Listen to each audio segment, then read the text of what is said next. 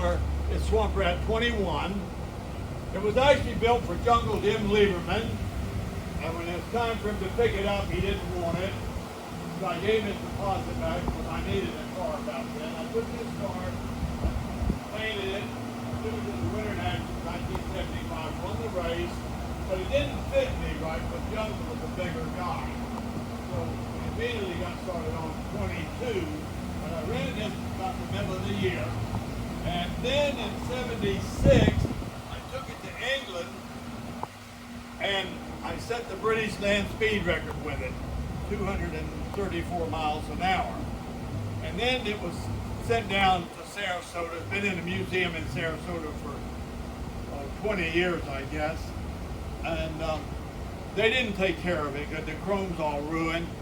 And so they're building this real fancy automobile museum in England at the Santa Pond Raceway. And we're going to loan this car to them for 10 years because it set the British land speed record. And we're going to completely restore the mechanical part. The body, we're not going to mess with that. The body still looks good. It's got some chips in it, but that's okay. But we're going to sandblast the frame and powder coat it, make sure it's not got any cracks or anything for transportation. But it's not going to race, just for the public to look at. So that's a project that's going on here right now. But everybody's always asking me, why did you start a museum? Well, one reason, I had all these cars. I never liked to sell my cars to my competitors.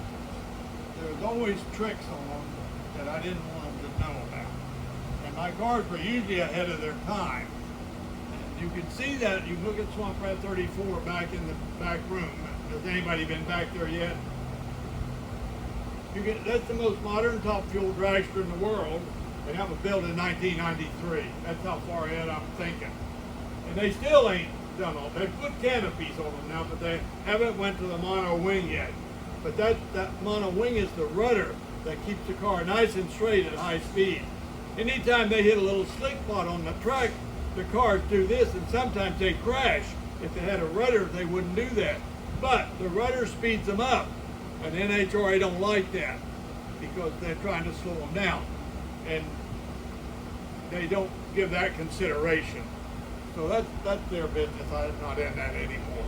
But anyway, we went over with this car to England, and there was 2 events with it, with a weekend off in between in case it rained the first event out. Well, it didn't rain, and we had a week off. So the English took us, the wife and I, on tour of all the car museums in England. And there's a lot of them. These lords and dukes have these big estates, and they have lots of money.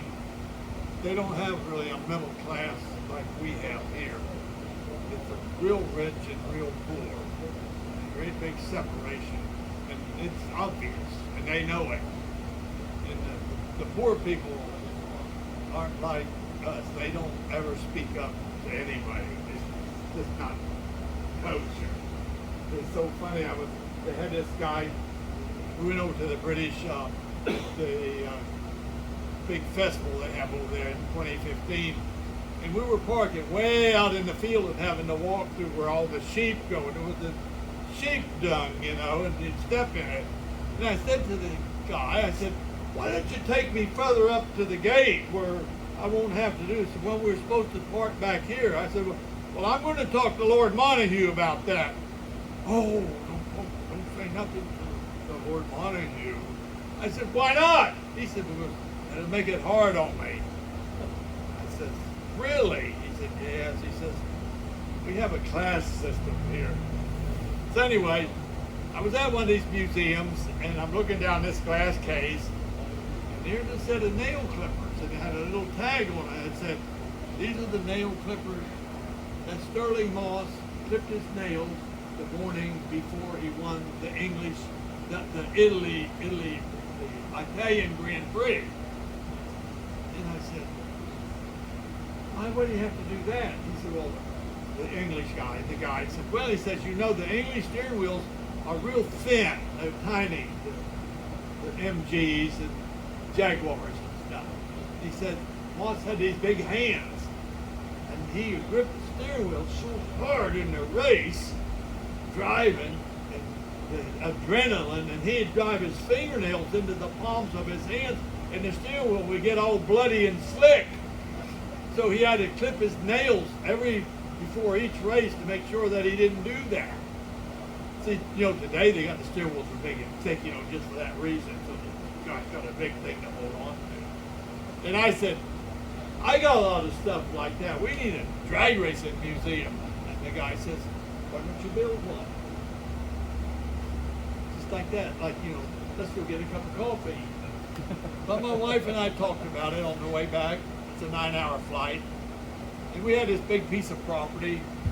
This piece here was 7 acres, and this was my mother and father's homestead. They hacked this property out of the wilderness in 1927, and I got it in the will. And of course, the red old house was right there. I took that down. It was termites and everything. It's old-fashioned, hand-built in the 30s. Put this nice modern ranch. And this was my garage I built out here. A lot of famous cars come out of there. Swamp Rat 11. I'm going to shave my beard at Indy in 1967. It went 6 seconds. Swamp Rat 13, it blew in 2. Cut my foot off. Swamp Rat 14, the rear engine car that changed the world. Swamp Rat 22, the record 250 miles an hour. It stood for 7 years. Won the world championship. It's a great place right there. A lot happened right there. And then the neighbors, the man died next door, and the wife come over and said she was going to go live with her daughter. Did I want to buy her property, which was 16 more acres? And we did. And so I said, we can put the building right over here. So we built a 15,000 square building, which is like this part and this next room. And we air conditioned it and did all the landscaping. And I had a guy that looked after it. And for 6 years, we never had a paid customer. Think about that. My wife was a comptroller. She'd always been the comptroller. She ran the money in my business when I opened the doors in 1956. She walked through that door in 2003 and said, I was on the turret lathe back there. She said, honey, would you come in here and turn the computer on for me? I said, sure. I come to her. Why would she want me to turn the computer on? She knows more about computers than I do. I went in and I pushed the buttons, and that was when a blue screen come up. I pressed the button and it went to the program. And she looked at me and she said, how did you do that? And I said, oh my God. I said, what's wrong with you, honey? She said, I guess you better go with me to the neurologist. So we went down to Dr. Gaudier's, and he had this big folder, and I'm sitting there. He says, your wife has Parkinson's, advanced. I said, when was she diagnosed? He said, well, I first saw her in 2000. I said, oh my God. And that was it. And, February the 2nd, 2014, she passed. We were married 61 years. But anyway, she's a comptroller, so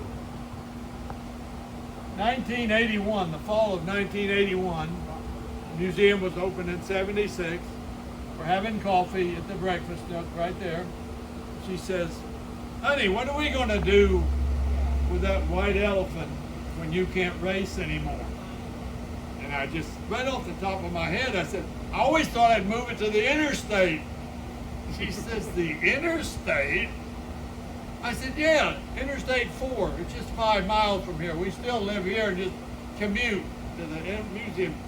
She said, honey, we can't move it to Interstate 4. That's no good. She said, that's where the people who live in Tampa and work in Orlando, and the people who live in Orlando and work in Tampa, and they go back and forth every day. Thousands of them. And they don't stop to see a museum. She said, if you're going to move to the interstate, it has to be I-75, that corridor for the tourists. I said, okay. So we're still racing. So we started looking. We found, when we go over the bridge at the Brooksville exit, the old exit, there was this beautiful piece of property. You could see it in the distance, had a big enough sign on it you could see for sale. And I said, that would be a good location. So in 1982, I said to her, you know, I just turned 50. Maybe we ought to go up there and look at that property and get about this move, because I'm not getting any younger. How much money do we have? So in a few minutes, she come back and she said, we could write a check for $80,000 and we still have enough money in the racing account in case of a problem. Okay, I said 80,000 should do it. So we drive up to Brooksville, and thank God the guy wanted $250,000 for that piece of dirt. It may still be for sale. I just went to Tampa yesterday to do a TV show, and it looked to me like it's still for sale. It's a little expensive. So anyway, we got a real estate agent. We thought, well, we'll find a piece of property, and we tramped around in the woods down there from the Brooksville exit all the way up to the Panosovsky exit. Couldn't find nothing. Everything was either too far away, not big enough, or too expensive. And I'll tell you, we were a little depressed because I thought it would be a slam dunk, and it didn't look like it. So we're headed home. And there used to be a Holiday Inn at the Brooksville exit. So I said to Pat, I said, honey, let's stop here at the Holiday Inn and spend the night and go further north in the morning. And let's pray about it. So we got down on our knees beside the bed and we talked to God one-on-one. We told him we left the house this morning like a couple of dumb kids, and this was obviously a life-changing event. This wasn't like changing your shorts. This was moving out of an area that we loved. There were 65 citrus trees on these grounds that my mother and dad hand planted. It was like a park. And I said, maybe, Lord, you don't want us to move. Maybe we're supposed to stay there. But we're going to go north, Lord. We're going to look. We're going to look real hard tomorrow. And if it's your will that this museum be moved, you'll show us the property. And we're going to look all day. If we don't find it, we'll know you don't want us to move. We'll go back to Sefner and never trouble you with it again. We'll live our lives out right there. So with that thought, we went to bed. We got up the next morning. We headed north. We drove right through the wildwood down there. We stopped and looked around. It was terrible. There was a piece of property about a mile from the intersection. They wanted $500,000 for it. It's come right up here. And this was the next exit. Totally undeveloped. We come off that ramp right there. This was a great big vacant field. And it just happened to be 16 acres, which is exactly what we needed. But there weren't any signs on it. My wife was already pointing out on the ramp, we could put the big building right there. I said, honey, I don't see any for sale signs. So we drove around the 475A and we parked the car. I got out of the car and I got down in the ditch, and my intention was to pace it off to see about how big it was. Because I know something about property and the way they cut the sections up, and they fall into like 8 acres, 16 in those numbers. And when I got down to the ditch, there was a tiny little sign under a bush. It was about that big, and it said, for sale, and had a phone number. Oh gosh, I hollered the number into the car, and my wife wrote it down. We jumped in the car and drove. This lady answered the phone, and this is what she said. This is Shirley. What do you want?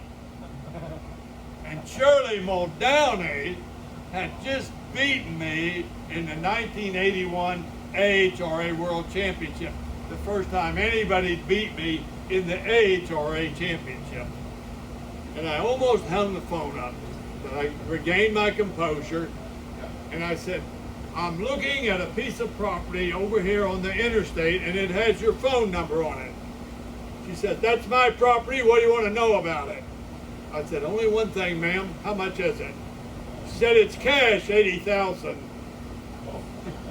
So it'd make the hair stand up on the back of my neck. We don't know what we're messing with.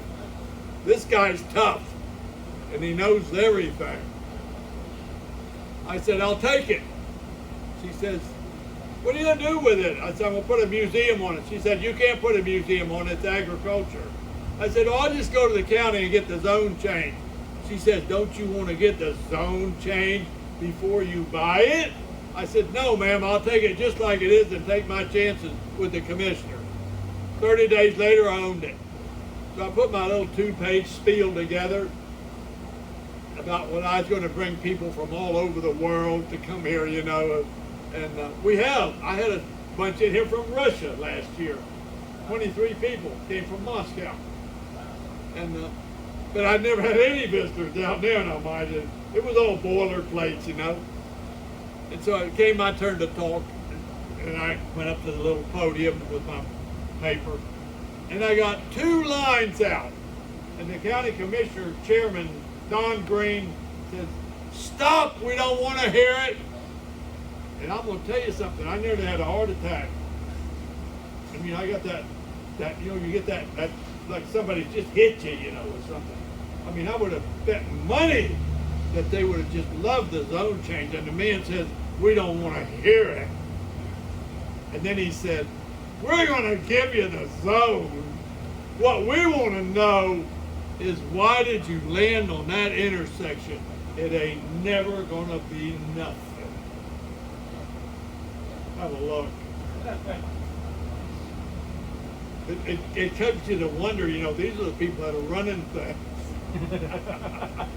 Anyway, 1 year later, March 1983, we're right there where that black truck is. We had our sawhorses out there. We were building these half walls in this room. Like I told you, all the artifacts were in this room, piled in the middle. We were putting up the half wall. And the car drove in. Anna's wife and 3 youngsters. And he got out and he said, is this the drag racing museum? I said, yes, sir, but we're not open. And he walked, this door was wide open. It was March, it was cool. We were going back and forth. None of this was here. It was much, you know, none of these shelving or anything. It was all open. And he walked up here and he looked in there and he saw all the cars. And he come back to me and he said, Mr. Garlits, he said, the family and I have come a long ways. Would you mind if we went in and looked at the cars? We won't touch nothing. I said, no, that'll be just fine, but it'll be $25, $5 each.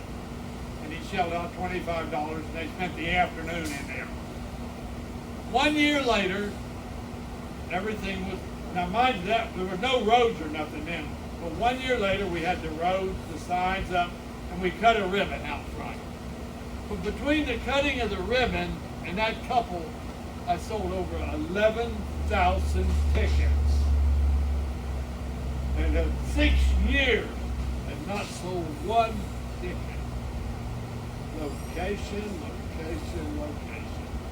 And the first year we had 27,000 visitors, and we averaged about 45 to 50,000 a year now. The Museum of Drag Racing. This is one. Thank you for coming to Viva la Máquina. So if you like it, you know, do something about it. Subscribe or share or do something. All right. Adios.